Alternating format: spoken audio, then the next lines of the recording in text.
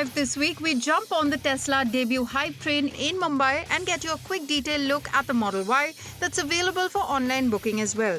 We also take you through the meaningful upgrades on the latest BMW 2 Series Gran Coupe and check out the Hero Vida VX2 Plus electric scooter that offers plenty for what it's worth.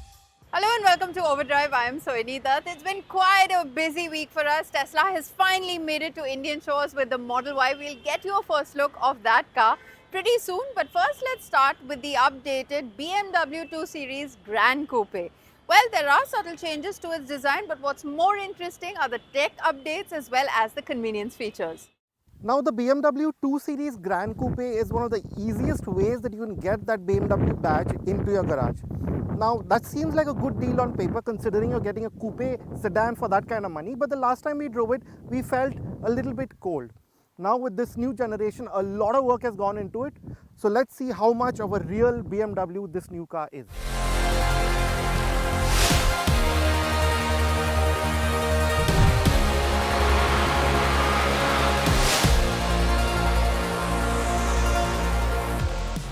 A 1.5-litre 3-cylinder turbo petrol powers the new 2 Series in this 218 form.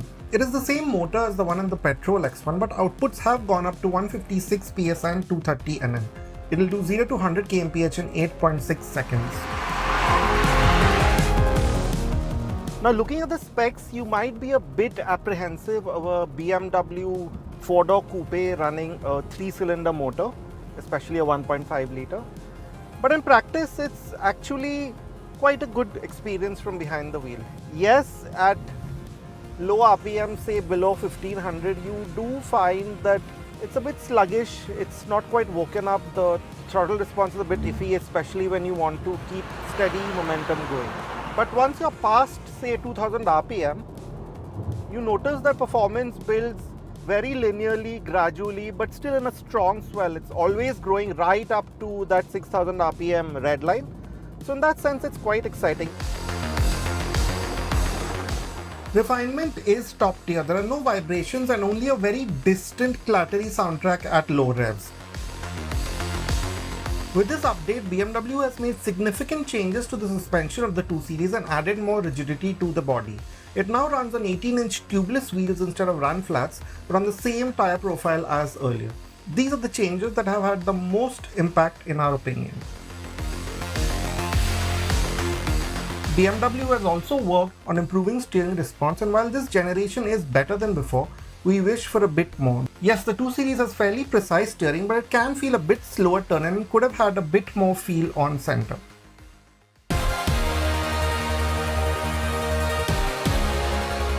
Now with mainstream car companies packing their cars to the gills with features and tech, luxury car brands have had some catching up to do. But BMW has addressed this to a large extent with the 2 Series. It's only really missing ventilated seats. You get a long list of features and tech. Safety is taken care of well, although a full range of level 2 ADAS functions is missing. No discussion of a new BMW seems to be complete without there being some strong opinions of the way it looks. The new 2 Series is no different. Now the sedan continues to be based on the UKL2 architecture, so its dimensions are largely similar. It's only about 20 mm longer and 25 mm taller. But the bodywork has been fully reworked. The compact swept back headlamp is quite a departure for a BMW, although the gloss black M Sport grille is fairly traditionally shaped. We find this arrangement quite light on the eyes, unlike the last car. The sloping roofline is well done, and it's commendable that despite ground clearance now going up by 19 mm to around 160 mm, the small sedan looks proportionate. The rear has been made sharper to go with the new theme. It looks less bulky than before, and the wide tail lamps have some neat detailing in them. With this new model, it's quite clear that BMW is aiming for a younger, maybe a more energetic, a new type of buyer, maybe someone who hasn't been seen in a BMW before. This asymmetrical look of the dash, especially the metallic surrounds on this kind of air vent, which looks maybe to some extent like an exhaust tip. I find that to be really quite nice. The way the two screens here sit, just the shape of the dash with its smooth layered surfacing, I think it's really nice, especially these BMW M colored stitches. They had a nice highlighting. And I also like the way the ambient lighting has been integrated into this. you get a similar infotainment setup as the BMW X1 with a 10.7-inch touchscreen and a 10.25-inch driver's display. The iDrive 9 system gives you a more logical home screen and climate menus. The driver's display, on the other hand, is easy to read and quite configurable. You also have a substantial head-up display that projects useful information onto the windscreen, so interacting with the 2 Series for its driving functions is much easier. Now the BMW 2 Series Gran Coupe has a 2470mm wheelbase. Now that's longer than many compact SUVs, but as you can see, the space here is kind of limited. I think a lot of it goes into the whole packaging of this coupe sedanish kind of shape. So what you have here is, as you can see, quite a bit of room for my feet. These seats are fairly high up and I'm about 5'7". This seat is set to my driving position and this is the kind of knee room I have, so I'm not very uncomfortable. But if you are anywhere close to 6 feet tall, you will have trouble. As you can see, the sloping roof really does eat into headroom. And yeah, having said that, the backrest is typically BMW, so it has that firm, fairly comfortable cushioning. The headrests are also quite comfortable. But having said that, I could have done with a bit more thigh support. It's really not quite enough for me. Now coming to the amenities, of course you have a panoramic sunroof. Now that helps open up this space quite a bit. And you have those air vents, 2 Type-C chargers and this armrest here with cup holders. The new BMW 2 Series is now a much more complete package for India than before.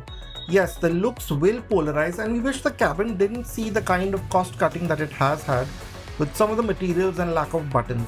The engine that makes the best of what it is also helps.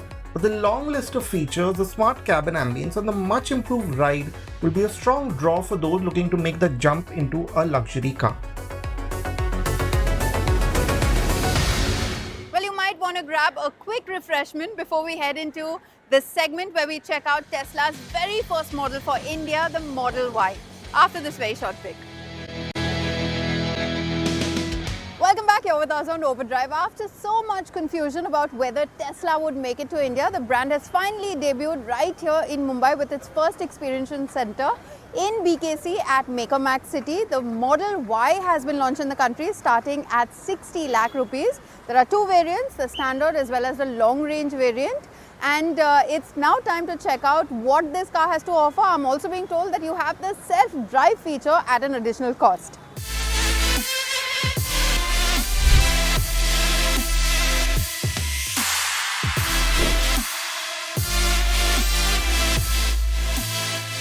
We are here in Mumbai for the launch of the Tesla Model Y. This is the car that Tesla is entering India with. And well, here it is. We are going to do a quick walk around of the car and let's go.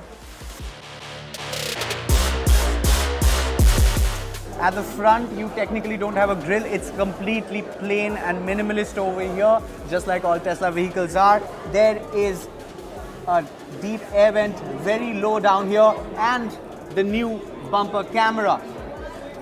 You have your bumper mounted headlamps over here and aero vents on both sides. But the main thing, the new thing, is this continuous LED DRL strip which goes from edge to edge. And we have new bonnet lines over here as well on both the sides, making this car more aerodynamic and hence more efficient. 19-inch alloy wheels on the Model Y. You also get options to get bigger sizes for other variants.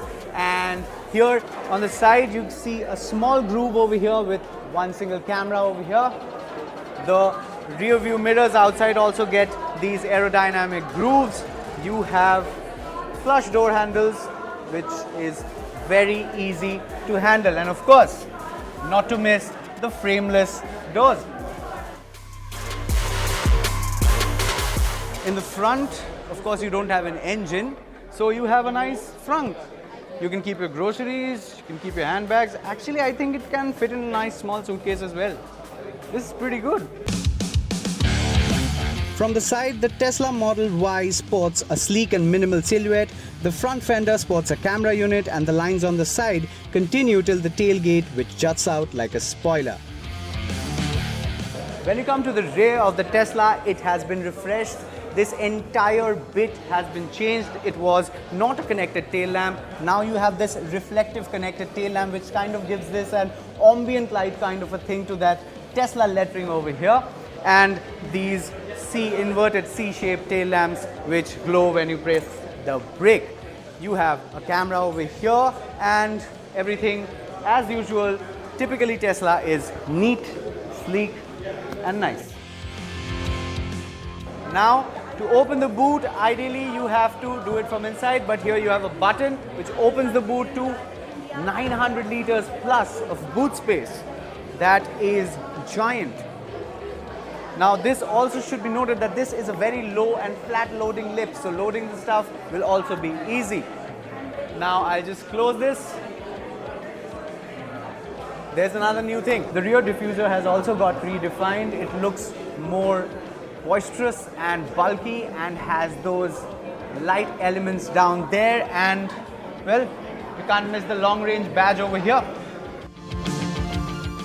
So we are inside the Tesla Model Y, and of course it's a completely minimal setup with the Tesla lettering over here and these two joystick-like controls to handle everything on this 15.4-inch large screen. The other stock is gone. This is just for your indicators and that is it. This is your completely minimal dash for the Tesla. You get these ambient lighting options over here which cocoons the entire cabin from the front to the back, making it a more engaging and nice atmosphere inside. So you don't have a driver's console, you don't have any other buttons, you just have this giant screen to do everything. So now here you have dynamics, you have charging, you have autopilot, which we are not yet sure if we'll have it on in the Indian cars. You have your locks, where to child locks, windows locks. Now your lights, you have your headlights on or off, now it's on, now you can switch it off. And you have your adaptive headlights if you want them to be on. Now you have dome lights and your footwell lights as well. From here you can also control the seat ventilation and heating. The front seats you get ventilated and heated seats. The rear you only get heated seats. So here you have to put it on cool. So this goes blue and then you put it on blue again. And the rear is red. So it's showing that this is just a heated seat, and these have both the options of heating or cooling. And now if you want to fold the seats also, you also have the options of doing that. You just have to tap on that and the rear seats will fold for you, making much more than 2,000 liters of boot space. And of course, when you look the Tesla Classic, it has got a giant glass roof which is said to let in the sunlight but not the harmful UV rays. The door panel is pretty simple. You have the door open and close switches over here and the window controls, and that is it. Pretty neat, pretty easy and sorted. And of course, bottle holders.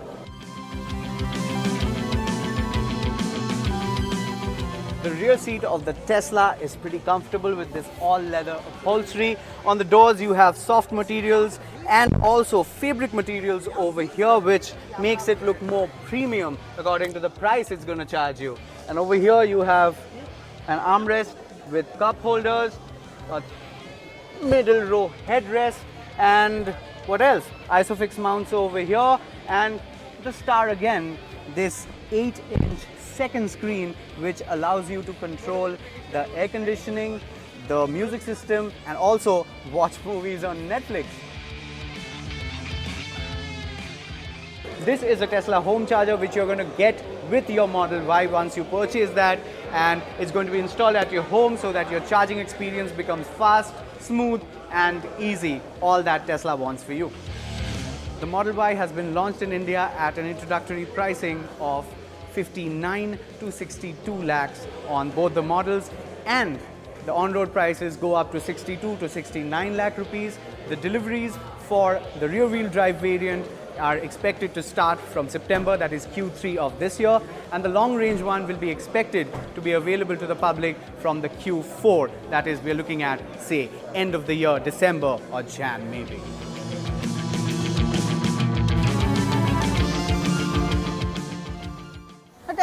plans to set up 4 fast chargers in Mumbai and 16 super fast chargers in Mumbai as well as Delhi that will go up to a capacity of 250 kilowatt. Now, we'll take a very quick break here on the show, but don't go anywhere because on the other side, we'll get you familiar with the latest Hero Vida. Welcome back here with us on Overdrive. The Hero Vida VX2 Plus is the top spec variant of Hero MotoCorp's latest electric scooter. It comes with removable batteries, 142 kilometers of driving range, connected tech, and also available is the pay per kilometer subscription model. It seems to offer a lot. Is this the electric scooter you've been waiting for? Let's find out. Now, Hero MotoCorp only recently introduced the new VX2 series of scooters to its electric scooter portfolio from the Vida subdivision brand. It brings the total amount of scooters, the total lineup of scooters to 5 to choose from, and this sits just below the top spec V2 Pro model in as far as pricing goes. And we're out here to check out what the scooter entails, how they've configured it, and what it has to offer you.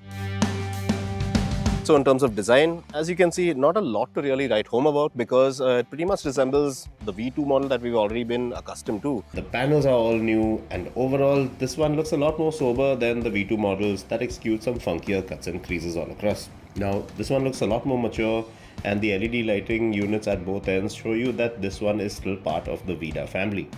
The screen and the switchgear layout on the handlebar is unique to the new VX2 models, and well, you have a smaller 4.3-inch LCD and color TFT units on the Go and Plus models respectively.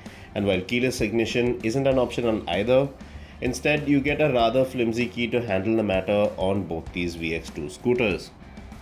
Now, like the older V2 models, these new VX2 models are also able to utilize Ather Energy's fast chargers and network, which is rather convenient. Now, when it comes to features, the VX2 models get a good bunch of them. And the aspect or features that differentiate the VX2 Plus model from the Go variant are: the Plus model gets a disc brake up front while the Go gets a drum. Well, it sports a 4.3-inch TFT unit versus the Go's 4.3-inch LCD screen. And most importantly, the Plus gets two 1.7 kWh detachable battery packs, while the Go gets just the one 2.2 kWh battery pack. Now, range is something that we couldn't test on this ride due to the short schedule with our vehicle, but Hero claims that the Plus can run a little over 140 kilometers IDC with its 3.4 kWh battery pack, while the Go can manage 92 kilometers on a full charge. Now, both scooter variants take little over 4 hours and just under 3 hours to charge from 0 to 80% SOC respectively, and you get Bluetooth connectivity, turn-by-turn navigation, music controls, call alerts, and a lot with the pair. Now, ride features on the VX2 Plus model include 3 ride modes: Eco, Ride, and Sport, while the Go variant, well, it misses out on the Sport ride mode. And you can even park with assistance, and there's also a boost mode that is best effective in eco mode. In terms of seating and spacing, nice and upright riding position. It is a family focused scooter after all.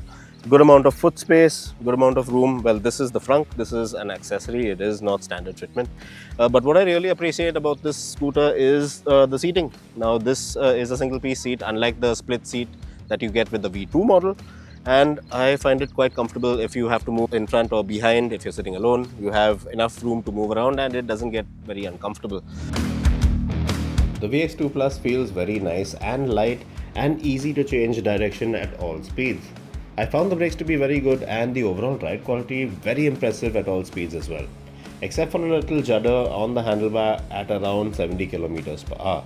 I was particularly impressed with the setup of the monoshock at the rear, but the overall functioning and smoothness of the scooter is very commendable. Now, if you've been following up on the electric scooter scene out here in India, you will have noticed that most, if not all, the Vida's features may already exist in some of its competition. Still, there's one very unique bit about the Vida VX2 models. Something that sets this scooter apart from everything else, all the other electric scooters that are currently available out here in India, is the fact that Hero is giving you the option of buying the scooter as a whole, or you can buy the scooter and not own the batteries, and you lease the batteries from Hero and you pay per kilometer of your usage. That is called the BAS plan from Hero, or battery as a service. This is really unique.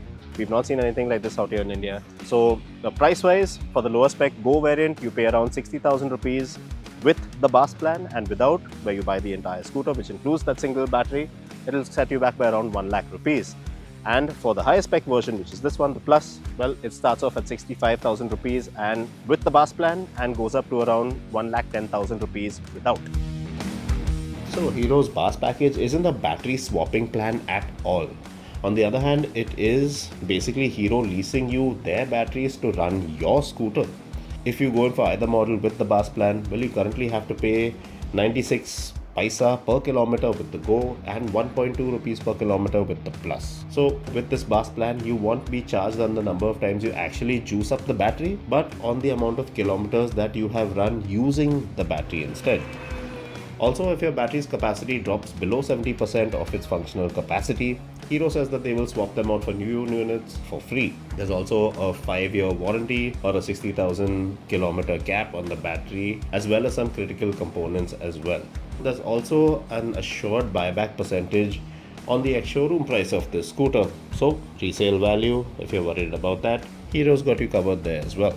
What Hero have done with the new VX2 series of scooters is basically give customers some more choices as far as buying the actual scooter or EV adoption is concerned, because you have, yes, the option of buying the scooter downright with the battery packs as a whole, or you have the option of just buying the scooter and leasing out the battery through Hero and paying per kilometer, which is a very unique proposition, and I think it works, and that should really give you a good amount of thought and choice. Well, it's time then for us to wrap up this week's edition of Overdrive. But remember, you can stay in touch with the team through our various social media platforms. You can write to us on YouTube as well. We'll see you next week. Until then, goodbye. Many thanks for watching. Drive and ride safe.